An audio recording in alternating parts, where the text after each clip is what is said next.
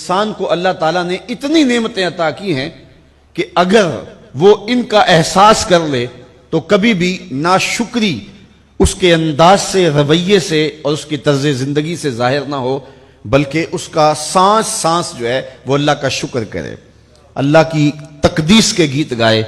لیکن یہ انسان ناشکرہ ہے. وَإِنَّهُ عَلَى ذَلِكَ لَشَهِيدٌ، اس پر اسے کوئی خارج سے گواہی کی ضرورت نہیں ہے، وہ خود اس پہ گواہ ہے. اسے خود پتا ہے کہ میں کتنا ناشکر ہوں. ذرا اندر اتر کے دیکھے تو اس نے کیا اس کی نعمتوں کا شکر ادا کیا ہے؟ اس کی کتنی بڑی نعمتیں ہیں حضرت انسان کو. انسان غور کرے، تدبر کرے. میں کئی دفعہ یہ بات بتا چکا ہوں. میرا ایک ملنے والا ہے، پیر بھائی ہے، تو اس کو مسئلہ کیا ہے کہ یہ جو منہ میں لعاب آتا ہے اس کی مقدار کم ہے.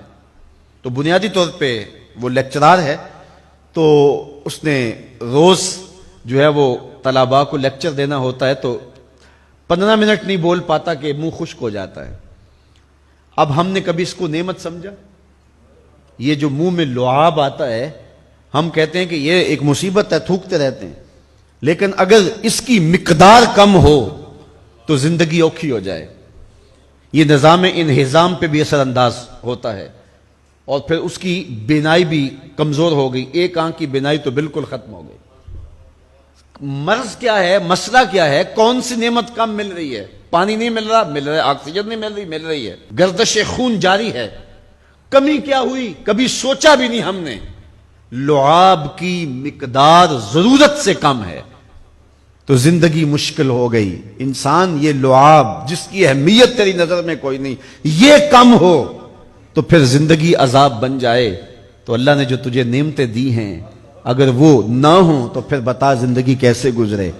تو انسان کو اتنی نعمتیں دی ہیں اللہ نے، اتنا کچھ عطا کیا ہے. اوناسس نامی دنیا کا امیر ترین شخص تھا، اس کی آنکھوں کے پپوٹے کام کرنا چھوڑ گئے.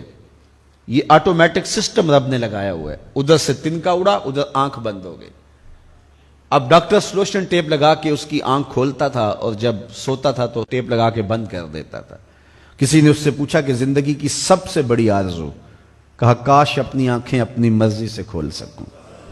کہا اس کے لیے کوئی قیمت پیسے دینے پڑے تو کتنے دے گا؟ کہا ساری دولت لگا دوں گا. کبھی ہمیں یہ احساس ہوا؟ بہت سارے لوگوں کو آج پتا چلا ہوگا یہ بھی ایک سسٹم ہے، ایسا ہے، رب نے قدرتی لگایا ہوا ہے. اس پر کوئی بل نہیں کبھی آیا.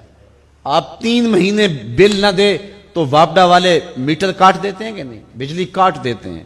سوئی گیس والے کنیکشن کاٹ دیتے ہیں. لیکن ساری زندگی رب کو سجدہ نہ کرو. اس نے کبھی سورج کو نہیں کہا کہ اس نافرمان کے گھر تیری روشنی نہیں جانی چاہیے. اس نے کبھی چاند کو نہیں کہا کہ تیری چاندنی اس کے آنگن میں نہیں جانی چاہیے. جس طرح با یزید کے گھر میں سورج کی کرنیں جاتی ہیں، اس نافرمان کے گھر میں بھی ایسے ہی جاتی ہیں. تو انسان کو اللہ نے بڑا کچھ دیا، لیکن یہ اس کے باوجود ناسپاس ہے، ناشکر گزار ہے. تو کہا اس کے لیے کوئی اس کو خارج سے دلیلیں نہیں چاہیے. انسان اگر اپنے پہ غور کرے تو انسان کے اندر ہی سب